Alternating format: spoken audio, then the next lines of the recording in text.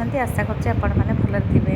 ମୁଁ ଭିଡ଼ିଓ ବହୁତ ଦିନ ପରେ ଆଣୁଛି କାହିଁକିନା ମୋର ଦେହଟା ଭଲ ନଥିଲା। ଭିଡ଼ିଓ ବହୁତ ପୁରୁଣା ଭିଡ଼ିଓ ଅଛି। ତ ଆମେ ରାମେଶ୍ୱରମରେ ଯାଇକି ପହଞ୍ଚିଥିଲୁ। ରାମେଶ୍ୱରମ ଭିତରେ ତ କ୍ୟାମେରା ଆଲାଉ ନାହିଁ, ତ ବାହାରେ ଯାହା କିଛି ଫଟୋ ଥିଲା ମୁଁ ଆପଣମାନଙ୍କୁ ସେୟାର କଲି। ବର୍ତ୍ତମାନ ଆମେ ଦର୍ଶନ ସାରିକି ଆଉ ଆମେ ଆସିଛୁ ଧନୁଷକୋଡ଼ି। ଧନୁଷକୋଡ଼ି ହେଉଛି ଇଣ୍ଡିଆର ଲାଷ୍ଟ। ଆମେ ସେଇଟା ଦେଖିବା ପାଇଁ ଆସିଛୁ। ବହୁତ ଖରା ହେଉଛି। ଆମେ ଭାବିଥିଲୁ ଏଠି ବର୍ଷା ହେବ, କିନ୍ତୁ ପ୍ରବଳ ଖରା ହେଉଛି। ଏଇ ଜାଗା ହେଉଛି ଧନୁଷକୋଡ଼ି, ଯେଉଁଠି ପ୍ରଭୁ ଶ୍ରୀରାମ ଯାଇଥିଲେ ଶ୍ରୀଲଙ୍କା ବା ଲଙ୍କା ଯାଇଥିଲେ ସୀତାଙ୍କୁ ଆଣିବା ପାଇଁ। ସେଇଠୁ ଯୁଦ୍ଧ କରିଥିଲେ, ସେଇଠୁ ଆଣିକିନା ରାବଣକୁ ମାରିକି ଆଣିଥିଲେ। ତ ଏଇଠୁ ସେତୁ ବାନ୍ଧିଥିଲେ ଶ୍ରୀଲଙ୍କା ଯିବା ପାଇଁ ବା ଲଙ୍କାକୁ ଯିବା ପାଇଁ ବାନର ସେନା ସହିତ ଏଠିକି ଆସିଥିଲେ। ରାମ ସେତୁ ବୋଲି ତାଙ୍କ ନାଁ ଦିଆଯାଇଥିଲା। ଏଠି ପଥର ବି ଭାସୁଥିଲା। ତ ବର୍ତ୍ତମାନ ତ ଏଇଟା ନାହିଁ, ଦେଖିବାକୁ ମିଳୁନି ଏସବୁ ଜିନିଷ। ବର୍ତ୍ତମାନ ଦୃଶ୍ୟ କିଛି ଏଇଭଳି ଅଛି। ତାପରେ 1964 ଗୋଟେ ବାଢ଼ ଆସିଥିଲା।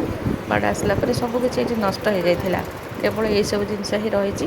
ଏଠି ଗୋଟିଏ ରେଲୱେ ବ୍ରିଜ୍ ଅଛି, ପମ୍ବନ ବ୍ରିଜ୍। ଏଠି ଛୋଟ ଛୋଟ ଗାଡ଼ି ଭିତରକୁ ଯାଉଛି, କିନ୍ତୁ ବଡ଼ ଗାଡ଼ି ଜମା ଛାଡ଼ୁନାହାନ୍ତି। ଛାଡ଼ିଲେ ଟିକେ କଷ୍ଟ ହେବ ଲୋକମାନଙ୍କୁ ଚାଲିକି ଯିବା ପାଇଁ। ତ ଆମ ଗାଡ଼ିବାଲା ଆମକୁ ଛାଡ଼ିଦେଲା। ଆମେ ଏଠୁ ଚାଲି ଚାଲିକା ଯାଉଛୁ। ଇଣ୍ଡିଆର ଲାଷ୍ଟ ପଏଣ୍ଟ ଏଠି। ଆ ପରଠୁ ଆଉ ଭାରତର ରାସ୍ତା ନାହିଁ। ମାନେ ସମୁଦ୍ର ସେପଟେ ଆମର ଶ୍ରୀଲଙ୍କା, ଆଉ ସେଥିପାଇଁ ଭାରତର ଶେଷ ପଏଣ୍ଟ ବୋଲି ଏଠି ବହୁତ ଲୋକ ଆସିକି ସେଲ୍ଫି ନେଉଛନ୍ତି। ଆଉ ବହୁତ ଗୁଡ଼ିଏ ବୁଲେଟ୍ ଚଲେଇକିନା କାଶ୍ମୀରରୁ ପୁରା ଲାଷ୍ଟକୁ ଆସିଛନ୍ତି। ଫାର୍ଷ୍ଟ ପଏଣ୍ଟରୁ ଲାଷ୍ଟ ପଏଣ୍ଟ ପର୍ଯ୍ୟନ୍ତ ଆମେ ତାଙ୍କ ସହିତ ବି ଦେଖା କଲୁ। ସେମାନେ କେତେ ଦିନ ଯାତ୍ରା କରିକି ଆସିକି ଏଠି ପହଞ୍ଚିଛନ୍ତି। ଏଇଟା ଲକ୍ଷ୍ୟ ଯେ ଆମ ଭାରତର ଶେଷ ପଏଣ୍ଟ ଯେଉଁଟା କହୁଛନ୍ତି, ସେଇଠି ବି ଫଟୋ ମାନେ ଦେଖିବା ବି ଦରକାର। କେମିତି ତିନିଟା ସମୁଦ୍ର ଏକାଠି ମିଶିଛି, ଆଉ ଶ୍ରୀରାମ କେମିତି ଯାଇଥିଲେ ଆମର ଶ୍ରୀଲଙ୍କା ଯାଇଥିଲେ ବା ଲଙ୍କା ଯାଇଥିଲେ, ସେଇଠୁ କେମିତି ସେତୁ ବନ୍ଧ କରିଥିଲେ। କିନ୍ତୁ ରାମ ସେତୁ ଯେଉଁଟାକି ପାଣିରେ ମିଶିଗଲା ଭଳିଆ ହେଇଯାଇଛି, ସେଇଟା କିଛି ଦିଶୁନି। ଦେଖନ୍ତୁ, ଏଇଟା ଦୂରରୁ ଦେଖାଯାଉଛି ସେ ଯେଉଁ ପଏଣ୍ଟଟି, ସେଇଠି ବହୁତ ଲୋକ ଯାଇକିନା ଠିଆ ହେଇକି ଫଟୋ ଉଠାଉଛନ୍ତି।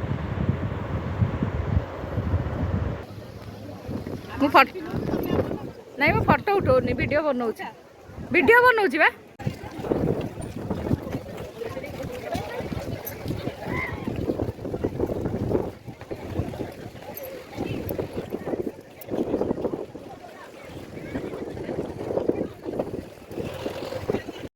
ସେଠି ସବୁ ଫଟୋ ଉଠେଇକି ଆସିଲା ପରେ ଏତେ ଖରା ଗରମ ହେଲା ଯେ ସବୁ ଏଠି ଠିଆ ହେଇକି ସବୁ ଆଇସ୍କ୍ରିମ୍ ଖାଉଛନ୍ତି। ଭଲ ମଜା ହେଉଛି। ପଇଡ଼ ବି କିଏ କିଏ ଖାଉଛନ୍ତି, ଆଇସ୍କ୍ରିମ୍ ଖାଉଛନ୍ତି। ଏତେ ଖରା ଗରମରେ ରହି ହେଉନି। ଆଉ ପାଣି ବି ପିଇଲା ବେଳକୁ ବି ଶୋଷ ମେଣ୍ଟୁନି। ତ ଆଇସ୍କ୍ରିମ୍ଟା ସମସ୍ତେ ଏଠି ଖାଉଛୁ। ଟେଟୁ ଖାଇଲେନି କି ଆଇସ୍କ୍ରିମ୍? ତ ଶାଢ଼ୀଟା ବି ପିନ୍ଧି ଦେଇଛି ନା। ଆଣୁଛ କାହିଁକି? ଏଇଟା ବୋହି ହେଉଛି, ଏଇଟା ବୋହିବନି। ସରିଯିବ।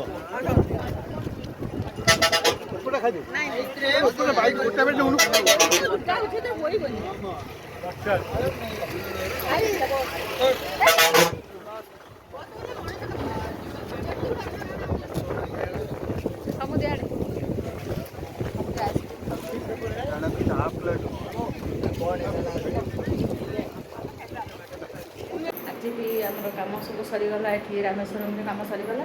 ଆମେ ରାମେଶ୍ୱରମ ଛାଡ଼ିକି ଆଜି ଯାଉଛୁ ମଦୁରାଇ। ଦେଖନ୍ତୁ, ଏଇ ରୁମ୍ରେ ଆମେ ଥିଲୁ। 4 ଜଣ, 4ଟା ଫୁଲ୍ ବେଡ଼ରୁମ୍ ନିଆହେଇଥିଲା, ଆଉ ପ୍ଲସ୍ ଆଟାଚ୍ ବାଥରୁମ୍ ନିଆହେଇଛି। ଏଇଟା ହେଉଛି ଡୁପ୍ଲେକ୍ସଟା। ତଳେ 2 ଜଣ, ଉପରେ 2 ଜଣ। ଆମେ ଉପରେ, ସମୁଦ୍ରନିକର ଆମର ଉପରେ ରହୁଛୁ, ଆଉ 2 ନଣନ୍ଦ ଯାକ ତଳେ ରହୁଛୁ। ତଳେ ଯେହେତୁ କିଚେନ୍, ମୁଁ ଗଲେ କିଚେନ୍ ଆପଣମାନଙ୍କୁ ସେୟାର କରିବି। ସେଥିରେ ଆମେ ସବୁ ପ୍ରକାର ରୋଷେଇବାସ କରିକି ଖାଇଲୁ। ସକାଳ ପାଇଁ ପରଟା, ଆଳୁ ଭଜା। ଆଜି ଯେହେତୁ ଏକାଦଶୀ ଥିଲା, ମୁଁ ପରଟା କେବେ ଖାଏନି, କିନ୍ତୁ ପରିସ୍ଥିତି ପଡ଼ିଲା ମୁଁ ନା ଖାଇଦେବା। ଆଉ ଭାତ, ଡାଲି, ଭଜା, ତରକାରୀ, ଘରେ ଉପମା ହେଲା ବି, ଆଉ ସବୁ ଖାଇଲେ। କିଏ ଚୂଡ଼ା କଦଳୀ ଖାଇଲେ, ସବୁ ଖାଇକି ଦେଇକି ଆମେ ଏବେ ବାହାରିବୁ ମଦୁରାଇ। ତ ବସ୍ରେ ଯିବାକୁ ପଡ଼ିବ। ଏଠୁ 175 କିଲୋମିଟର ହେବ। ଆଉ କେତେ ସମୟ ଲାଗିବ? ପହଞ୍ଚିଲା ପରେ ଆମେ ମଦୁରାଇ ମନ୍ଦିର ଦର୍ଶନ କରିବୁ। ତ ମୁଁ ସେ ଘରର ଟିକେ ଭିଡ଼ିଓଟା ବନେଇ ଦେଉଛି ଆଉ। ଯାଉଠାରୁ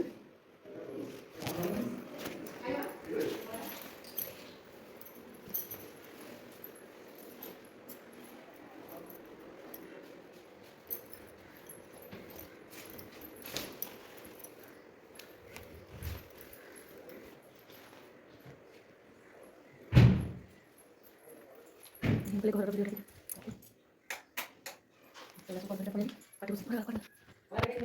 ମୁଁ ତ ଏବେ ଆସିଲି, ଉପରେ ଦେଖିଲେ ହେବ। ଏଇଟା ଗୋଟେ ବଡ଼ କିଚେନ୍ କମ୍ ଡାଇନିଂ ଅଛି। ଏଠି ସବୁ ପ୍ରକାର ଦେଇଥିଲେ ଯେଉଁଟାକୁ ଆମକୁ ଆମ ଜିନିଷ କିଛି ବାହାର କରିବାକୁ ପଡ଼ିଲାନି। ଏଠି ୟୁଟେନ୍ସିଲ୍ଠୁ ଆରମ୍ଭ କରି ଫ୍ରିଜ୍ ଗ୍ୟାସ୍ ମାନେ ସବୁ ବାସନକୁସନ ଗ୍ରାଇଣ୍ଡର ସବୁ ବି ଏଠି ଆଭେଲେବୁଲ୍ ଥିଲା। ଆମେ ରୋଷେଇ ସାରିକି ସଫାସଫି କରିକି ଆମେ ଆମର ପ୍ୟାକିଂ କରିକି ନେଇକି ଗଲୁ, ଯେଉଁଟାକି ମଦୁରାଇରେ ପହଞ୍ଚିଲା ପରେ ଆମେ ଖାଇବୁ। ଏଇଟା ହେଉଛି ଆମ ନଣନ୍ଦ ଏଇଠି ରହୁଥିଲେ, ସେ ଏଇ ବେଡ଼ରୁମ୍ରେ ରହୁଥିଲେ। ତ ସବୁ 4ଟା ବେଡ଼ରୁମ୍ର ଭିଡ଼ିଓ ମୁଁ ଆପଣମାନଙ୍କୁ ସେୟାର କଲି। ଏଇଟା ହଲ୍ଟା, ତାପରେ ଏଇଠି ବି ଡ୍ରାଇଭର ବି ରାତିରେ ଏଇଠି ଶୋଉଥିଲା, ମାନେ ଏଇଟା ବାହାରଟା ଜାଫ୍ରି ବାହାରଟା ଏଇଠି ରହୁଥିଲା। ଲାଷ୍ଟକୁ ଆମେ ସବୁ ଯାଇକି ସମସ୍ତେ ଗାଡ଼ିରେ ବସିଲେଣି, ମୁଁ ଖାଲି ଘରର ଭିଡ଼ିଓଟା ବନଉଛି। ମାନେ ବହୁତ ବଢ଼ିଆ ଲାଗିଲା, ବହୁତ ସଫା ସୁତୁରା। ଆଙ୍କର ବି ଡିଲିଂସ୍ ବି ବହୁତ ଭଲ, ଆଙ୍କର ଓନର୍ ବି ବହୁତ ବଢ଼ିଆ। ଚାର୍ଜେସ୍ ବି ସେମିତି କିଛି ହାଇ ନୁହେଁ। ଏଠି ଗୋଟେ ଛୋଟ ଗଛରେ ନଡ଼ିଆ ହେଇଛି, ଦେଖନ୍ତୁ। ବାଟରେ ମୁଁ ଆପଣମାନଙ୍କୁ ସିନେରୀ ଦେଖାଉଛି। ଏ ଯେହେତୁ ପୁରା ସମୁଦ୍ର ପାଖରେ ଆମେ ରହୁଥିଲୁ, ତ ଏଠି କେବଳ ବୋଟ୍ କେବଳ ମାଛ ଧରା ବୋଟ୍ ସବୁ ପ୍ରାୟ ରହିଛି। ଏଠୁ ମାଛ ପ୍ରାୟ ସପ୍ଲାଏ ହୁଏ ବାହାରକୁ। ବଡ଼ ବଡ଼ ଗାଡ଼ି ବି ଲାଗିଛି ଏଠି, ସବୁ ମାଛ ଧରିକି ଆଣିକି ବାହାରକୁ ସବୁ ସପ୍ଲାଏ ହେଉଛି ମାଛ, ସମୁଦ୍ର ମାଛ। ଦେଖନ୍ତୁ କେତେ ବୋଟ୍ ଲାଗିଛି। ବର୍ତ୍ତମାନ ଆମେ ପହଞ୍ଚିଗଲୁ ମଦୁରାଇରେ। ମଦୁରାଇରେ ବି ଏଇଟା ଗୋଟେ ଉପରେ ଘର ଅଛି। ଏଠି କିନ୍ତୁ 3ଟା ବେଡ଼ରୁମ୍ ମିଳିଲା, ଆମକୁ 4ଟା ବେଡ଼ରୁମ୍ ବାଲା ମିଳିଲାନି। ତ ଆମେ ଆଡ଼ଜଷ୍ଟ କରିକି ଏଠି ମାନେ ଗୋଟେ ରାତିକୁ ଆମକୁ ଶୋଇବାର ଅଛି ନା, କାଲି ଆମକୁ ଫ୍ଲାଇଟ୍ ଧରିବାର ଅଛି ସକାଳୁ। ତ ଏଇଟା ଉପର ଘର ଅଛି। ଏଠି ୱାସିଂ ମେସିନ୍ ଦେଇଛି, କରିଡ଼ର ସବୁ ଦେଇଛି, ବାଲକୋନି ସବୁ ଦେଇଛି। ଆପଣମାନଙ୍କୁ ଦେଖାଇ ଦେଉଛି। ତଳେ 2ଟା ରୁମ୍, ଉପରେ ଗୋଟେ ରୁମ୍, ତଳେ କିଚେନ୍ ରହୁଛି। ତ ଆମେ ତ ରୋଷେଇ କରିକି ଆଣିଥିଲୁ, ଏଇଠି ସବୁ ଖାଇଦେବୁ। ଏ ଆମର ଡ୍ରାଇଭର ଅଛନ୍ତି, ସେ ଆମକୁ ନେଇକି ଯାଇଥିଲେ, ମାନେ ଆରମ୍ଭରୁ ଶେଷ ପର୍ଯ୍ୟନ୍ତ ସେ ଆମ ସାଙ୍ଗରେ ଅଛନ୍ତି। ଆଉ ସେ ଡ୍ରାଇଭର ବି ଏଠି ରୁହନ୍ତି। ଉପରେ ତାଙ୍କୁ ଗୋଟେ ମ୍ୟାଟ୍ରେସ୍ ଦିଆଯାଇଥିଲା, ସେ ଉପରେ ଶୋଇଥିଲେ। ଏଇଠି ବି କିଚେନ୍ଟା ଓପନ୍ ଥିଲା, କିଚେନ୍ ସହିତ ବି ରହିଛି ଡାଇନିଂ। ଏଠି ବି ଫ୍ରିଜ୍ ଦେଇଛି। ସବୁଠି ଆମେ ଯେଉଁଠି ଯାହା ଦେଖିଲୁ ପାଖାପାଖି ସେମ୍ ଡିଜାଇନର ସେମାନେ କରୁଛନ୍ତି, ଯେମିତିକି ଗୋଟେ ଫ୍ୟାମିଲି ବା 3-4ଟା ଫ୍ୟାମିଲି ଆସିକି ଆରାମରେ ଏଠି ଚଳିପାରିବେ। ତ ସମସ୍ତେ ବଢ଼ାପଢ଼ା କରୁଛନ୍ତି। ମୁଁ ଆଜି ମୋର ଭାତ ଖାଇବାର ନାହିଁ, ପରଟା ଆଳୁ ଭଜା ମୁଁ ଖାଇବି, କରିକି ଆଣିଥିଲି। ସେମାନେ ସବୁ ଭାତ ଖାଉଛନ୍ତି। ଆଉ ହୋଟେଲରୁ ଅର୍ଡ଼ର କଲେ କ'ଣ କି ଏଠିକାର ଖାଇବା ଆମକୁ କାହାକୁ ବି ପସନ୍ଦ ନାହିଁ। ଗୋଟେ 2 ଥର ଖିଆ ହେଇଛି, ଯେଉଁଟାକି ଜମା ବି କେହି ପସନ୍ଦ କଲେନି। ତ ଆମେ ସେଥିପାଇଁ ନିଜେ ରୋଷେଇ କରିକି ଖାଇଲୁ। ସଫାସୁତୁରା ବି ଆମେ କରିବୁ।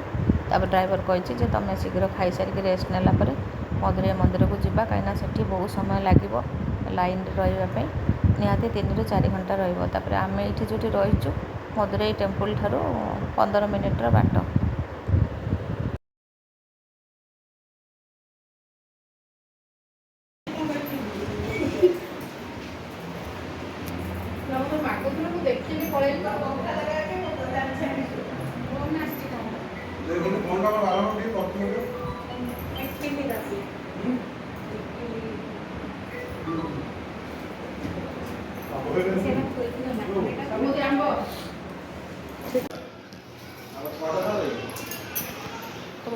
ବାହାର ଯିବା।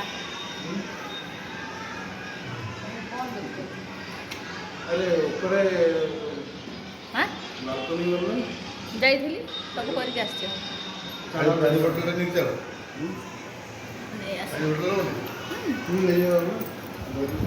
ମୋ ଚାର୍ଜରଟା ଭିତରେ ରଖିଲ ନା? ମୋ ଚାର୍ଜରଟା ଭିତରେ ରଖିଲ। ଆମେ ବର୍ତ୍ତମାନ ଚାଲିଲୁ ମଦୁରାଇ।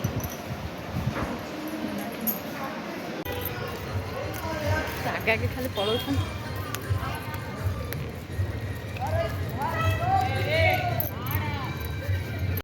ଆମେ ରାମେଶ୍ୱରମ୍ ସେମ୍ ଡେ ବାହାରି ଆସିକି ପହଞ୍ଚିଗଲୁ ଖରାବେଳେ। ଏଠି ଆମେ ରୋଷେଇ କରିକି ସେଠୁ ଆଣିଥିଲୁ, ଏଠି ଖାଇଦେଲୁ। ଖାଇସାରିଲା ପରେ ସେ ଡ୍ରାଇଭର ଆମକୁ କହିବା କଥା କି ଦିନରୁ ନଗଲେ ସେଠି ବହୁତ ସମୟ ଲାଇନରେ ଦେବାକୁ ପଡ଼ିବ। ତ ସେଥିପାଇଁ ଆମେ 4ଟା ବେଳକୁ ବାହାରିକି ପଳେଇ ଆସିଲୁ।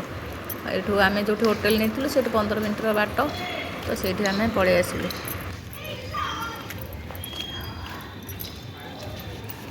ଭଲ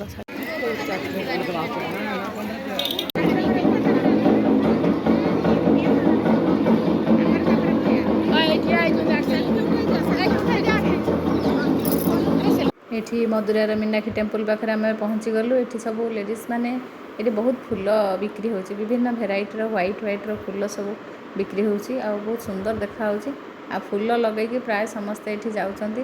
ଫୁଲ, ତାପରେ ଡୁପ୍ଲିକେଟ୍ର ହେୟାର୍ ସବୁ ବିକ୍ରି ହେଉଛି, ତାକୁ ଯେଉଁ ଲଗାଉଛନ୍ତି। ତ ଆମେ ଭାବିଲୁ ଆମେ ମଧ୍ୟ ଟିକେ ଫୁଲ ଏଠି ଲଗେଇବୁ। କାରଣ ଆମର ଏଠି ତ ନିଜେ କେବେ ବି ଆମେ ଫୁଲ ଏତେ ଲଗାଉନା, କିନ୍ତୁ ଯେହେତୁ ସେ ଜାଗାକୁ ଯାଇଛୁ ଆମେ ନିଶ୍ଚିତ ଲଗାଇବା ପାଇଁ ସମସ୍ତେ ଇଚ୍ଛା କଲେ, ତ ଆମେ କିଣିକି ଏଠି ଲଗାଉଛୁ। ତା'ର 4ଟା ଗେଟ୍ ଅଛି। ଆମେ ୱେଷ୍ଟ ଗେଟ୍ ପାଟରେ ଆମେ ଯିବୁ, ଆଉ ଗୋଟେ ଗେଟ୍ ତ ତିଆରି ହେଉଛି, ବର୍ତ୍ତମାନ କନଷ୍ଟ୍ରକ୍ସନ୍ ଚାଲିଛି। ତ ବହୁତ ଗରମ ବି ହେଉଛି, ଏତେ ଗରମ ଭିତରେ ବାହାରିକି ଯାଉଛୁ ଆମେ।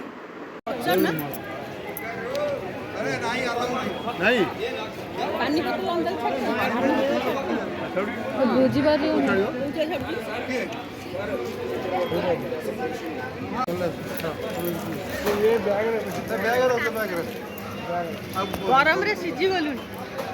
ସିଝିଲେ ବି ଫୁଟି ଯାଉଛ ଫୁଲ, ଗରମରେ ବି ଫୁଲ ଫୁଟୁଛ।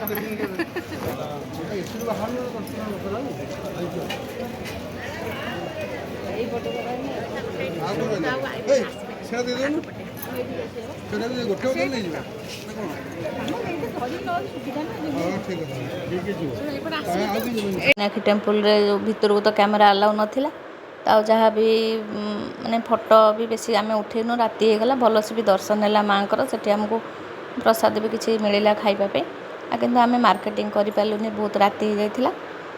ଆମେ ଆସିକି ବର୍ତ୍ତମାନ ବାଙ୍ଗାଲୋର ଏୟାରପୋର୍ଟରେ ଅଛୁ। ମଦୁରାଇରୁ ବାଙ୍ଗାଲୋରରେ ଆମକୁ ବହୁତ ସମୟ ଅପେକ୍ଷା ହେବାକୁ ପଡ଼ିବ। ଭୁବନେଶ୍ୱର ଫ୍ଲାଇଟ୍ ପୁରା ସନ୍ଧ୍ୟା ପାଖାପାଖି ରହୁଛି, ତ ସେଥିପାଇଁ ଆମେ ଭାବିଲୁ ଯେ ବାଙ୍ଗାଲୋର ଏୟାରପୋର୍ଟର କିଛିଟା ଭିଡ଼ିଓ ଆପଣମାନଙ୍କୁ ସେୟାର କରିବା ପାଇଁ। ସମୁଦୁଣୀ ତାଙ୍କର ବୁଲିକି ଟିକେ କହିଲେ ନାଇଁ କେତେ ବି ବସିବା, ଆମେ ଯାଇକି ଟିକେ ଫଟୋ ଉଠାଇଦେବା। ଆଉ ଏଇ ବାବଦରେ ଆମର ଟାଇମ୍ ବି ପାସ୍ ହେଇଯିବ। ଆଉ ବହୁତ ଆମେ ବି ସେଠୁ କରିକି ଆଣିଥିଲୁ ଖାଇବା ପାଇଁ, କାହିଁକିନା ବାହାରେ ଖାଇ ହେଉନି, ମାନେ ଦେହ ବି ଖରାପ ହେଉଛି। ଆଉ ଆମେ ଯେଉଁଠି ସେଥିପାଇଁ ଆମେ ହୋମ୍ ଷ୍ଟେ ସବୁ ନେଇଥିଲୁ, ତ ଯେମିତି ଆମେ ରୋଷେଇ କରିକି ନିଜେ ଖାଇପାରିବା। ଆମେ ଯେମିତି ଏଠି ବୁଲି ବୁଲି ଫଟୋ ଉଠାଉଥିଲୁ, ଅନ୍ୟମାନେ ମଧ୍ୟ ସେଇଠି ବୁଲି ବୁଲି ବହୁତ ଫଟୋ ଉଠାଉଛନ୍ତି। ଆଉ କଫି ବି ପିଆ ହେଉଛି, କିଛି କିଛି କିଣିଛନ୍ତି ଜିନିଷ ସେଠି। ଆମକୁ ବି ଭଲ ଲାଗିଲା, ଯାହାକୁ ଦେଖିଲେ ପ୍ରାୟ ସମସ୍ତେ ଏଠି ଫଟୋ ଉଠାଉଛନ୍ତି। ଏଇଟା ଗୋଟେ ଛୋଟ ମାନେ ରେଷ୍ଟୁରାଣ୍ଟ ଭଳିଆ ହେଇଛି, ତା ଭିତରେ ବହୁତ ଫୁଲ ଗଛ ଲାଗିଛି, ତ ସେଥିପାଇଁ ଆମେ କହିଲୁ ନା ଟିକେ ଏଇଟା ବି ଭିଉଅର୍ମାନଙ୍କୁ ଦେଖାଇଦେବା। ଆମେ ଏଇ ଭିତରେ ବହୁତ ସୁନ୍ଦର ହେଇଛି ଏଠି। ଏଇଟା ମାନେ ଗେଟ୍ ନମ୍ବର 3ର ବାହାରେ, ଆମକୁ ବାହାରକୁ ପଳେଇ ଆସି ପୁଣି ଗେଟ୍ ନମ୍ବର 1ରେ ଆମେ ଏଣ୍ଟ୍ରି କରିବୁ। ଆଉ ସେଥିପାଇଁ ଏଇଟା ମାନେ ଏୟାରପୋର୍ଟର ଜଷ୍ଟ ବାହାରକୁ, ଗେଟ୍ ନମ୍ବର 3ର ବାହାରକୁ ଆମେ ଗେଟ୍ ନମ୍ବର 1ରେ ଏଣ୍ଟ୍ରି କରିବୁ ପୁଣି ଥରେ। ଏଠି ସବୁ ଭଲ ଭଲ ଦୋକାନ ସବୁ ଅଛି, କିନ୍ତୁ ବହୁତ ପ୍ରାଇସ୍ ଅଧିକ ଏଠି। ଡ୍ରେସ୍ ହଉ ବା ଯାହା ବି ପ୍ରାଇସ୍ ଦେଖିବେ ଏଠି ବହୁତ ଅଧିକ ଅଛି। ତ ସେଥିପାଇଁ ଆମେ ଖାଲି ଦେଖିବା କଥା, ଏଠି ବେଶୀ କିଛି କିଣାକିଣି କିଛି କରିନୁ। ଆଉ ପିଲାମାନେ ଆସିଲେ ଏଇଠୁ ସବୁ ହିଁ କିଣନ୍ତି, ଏଠି ବି ଟିକେ ଭଲ ବ୍ରାଣ୍ଡର ଜିନିଷ ମିଳେ। ଆମର ସନ୍ଧ୍ୟା 6:55ରେ ଥିଲା ଫ୍ଲାଇଟ୍, କିନ୍ତୁ ଦେଖନ୍ତୁ ମୁଁ ଏଇ ଦୃଶ୍ୟଟା କ୍ୟାପଚର୍ ନ କରିକି ରହିପାରିଲିନି। ଏତେ ସୁନ୍ଦର ଦେଖାହେଉଥିଲା, ମାନେ ଫ୍ଲାଇଟ୍ ତ ବହୁତ ଉପରକୁ ଉଠିଥିଲା, ତା ଭିତରେ ସୂର୍ଯ୍ୟଙ୍କର କିରଣ। चॉकोबाइट्स और बेवरेज में मिक्स जूस प्रस्तुत है। ये आपकी यात्रा को और भी स्वादिष्ट बनाएंगे, इन्हें जरूर ट्राई करें। धन्यवाद।